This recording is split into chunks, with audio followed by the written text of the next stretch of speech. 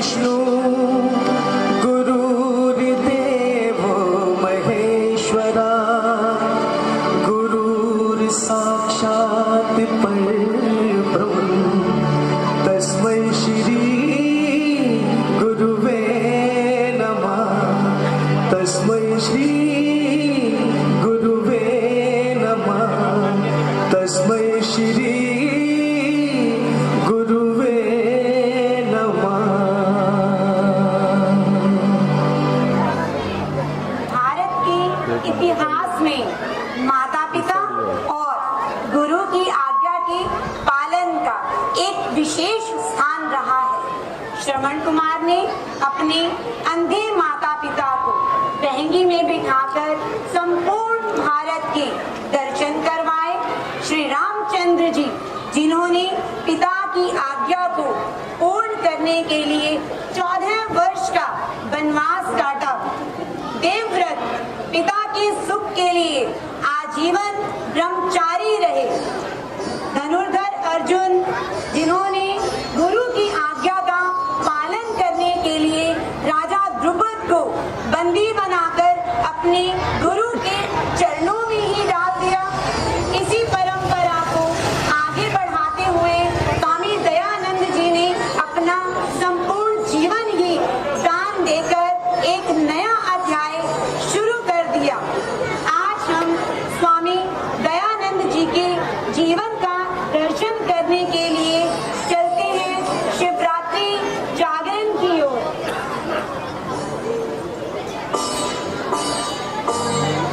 माता जी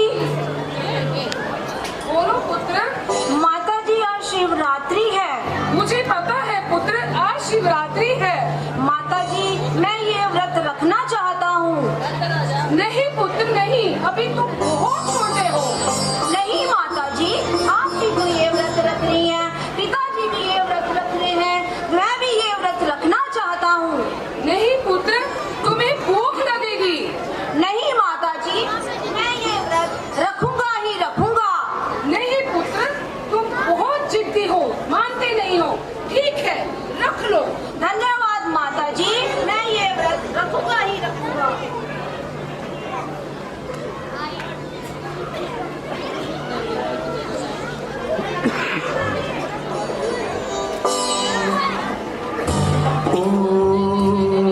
मेरे शंभू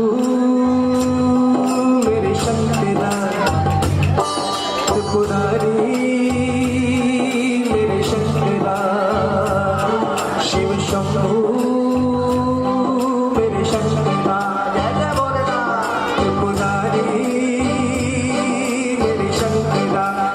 ओम नमः शिवाय बोलो ओम नमः शिवाय ओम नमः शिवाय बोलो ओम नमः शिवाय। अरे ये कैसे शिव भक्त है? ये तो सभी सो गए। माता जी भी सो गई हैं, पिताजी भी सो गए हैं। अरे देखो, अरे अरे देखो क्या हुआ।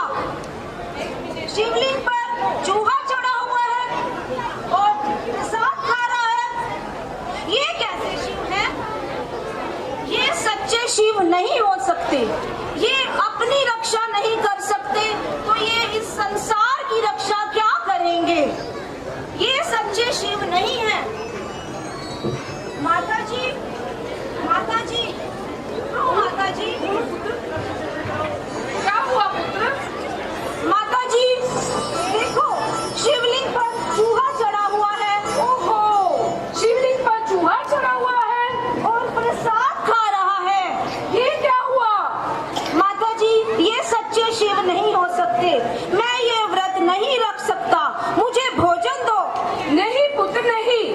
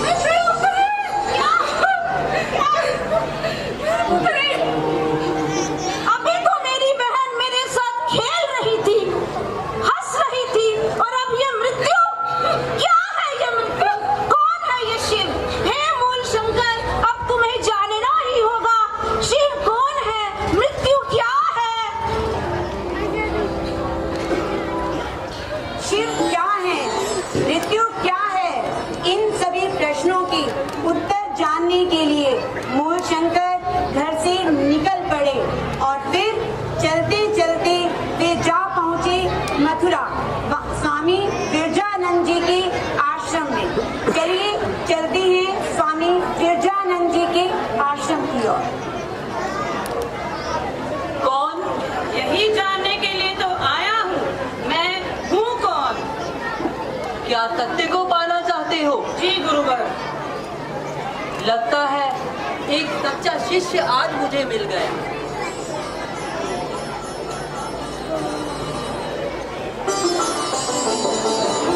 एक दिन आश्रम की सफाई की जिम्मेवारी दयानंद की थी।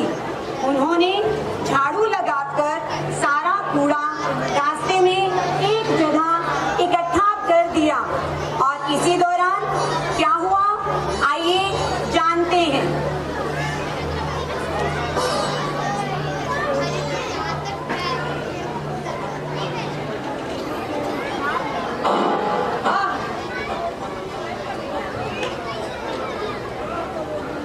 ये कूड़ा यहाँ किसने एकत्र किया है? जी, आज आश्रम की सफाई की जिम्मेवारी दयानंद की है। उसी ने ही ये सारा कूड़ा यहाँ पर इकट्ठा किया है। दयानंद, दयानंद, जी गुरुवर। ये कूड़ा यहाँ तुमने एकत्र किया है? जाओ, जाकर इसे एकत्र करके कूड़ा पात्र में डाल कर आओ। जाओ।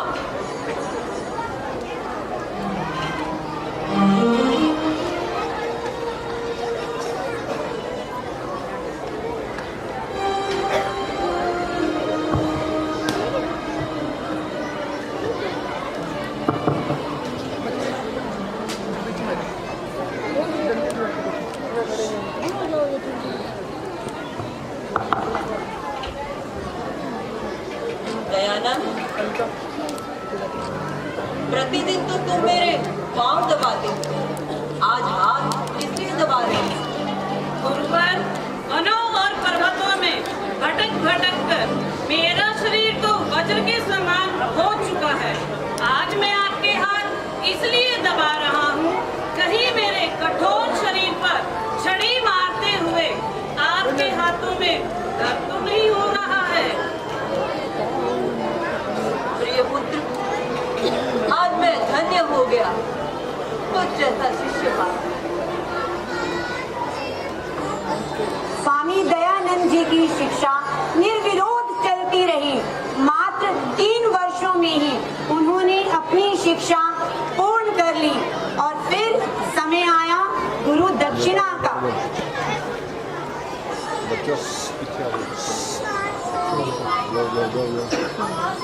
चलो जाओ, भिक्षाम देहि। महाराज,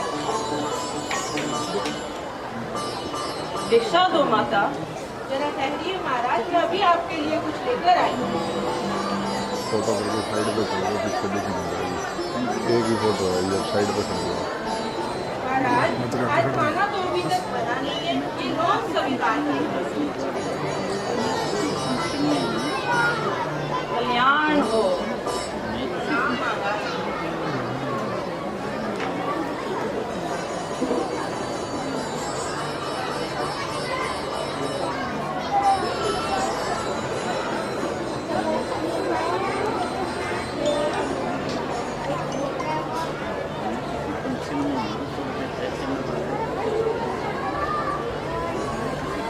गुरुवर, मैं गुरु दक्षिणा में आपकी प्रिय वस्तु लौंग लाया हूँ। लौंग? दयानंद, मुझे गुरु दक्षिणा में तुमसे लौंग नहीं चाहिए।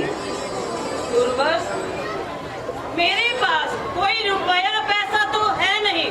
मैं स्वयं भिक्षा मांगकर खाता हूँ। भिक्षा में मिली हुई वस्तु के अलावा मैं आपको और क्या दे सकता हूँ? दयानंद, आज देश गुलामी की जंजीरों से घिरा हुआ है। समाज कुरीतियों और कुप्रथाओं के दलदल में फंस चुका है। धर्म के नाम पर अंधविश्वास फैल चुका है। प्रिय पुत्र, तुम जाओ और पूरे समाज को इन कुरीतियों से दूर कर सत्य सनातनी वैदिक धर्म का प्रचार और प्रसार करो। यही मेरी तुमसे सच्ची गुरु दक्षिणा होगी। गुरुवर, ये जीवन आप ही की तो देन है और आप ही को समर्पित है। मैं संकल्प लेता हूँ, मैं आजीवन आपके कथनानुसार जीवन यापन करूंगा। गुरुदेव प्रतिज्ञा है मेरी, पूरी करके दिखलाऊंगा। इस वैदिक धर्म की वेदी पर मैं जीवन भेंट चढ़ा दूंगा। स्वामी दयानंद जी गुरु की आज्ञा का पालन करने के लिए मथुरा से निकल पड़े और फिर जयपुर, ग्वालियर आदि स्थानों पर पंडितों से शास्त्रार्थ करते हुए वे जा पहुंचे हरिद्वार के कुंभ मेले में और वहां गंगा नदी के किनारे सप्त सरोवर पर पाखंड खंडिनी पताका लगाकर देश के उत्थान के लिए, देश में फैले अंधविश्वास, आडंबर दूर करने के लिए, नारी शिक्षा के लिए, वेदों के प्रचार और प्रसार के लिए लोगों को जागरूक किया। वेद सब सत्य विद्याओं की पुस्तक है। वेद का पढ़ना, पढ़ाना और सुनना, सुनाना हम सब आर्यों का परम धर्म है। इसके पश्चात वे वहां से चलकर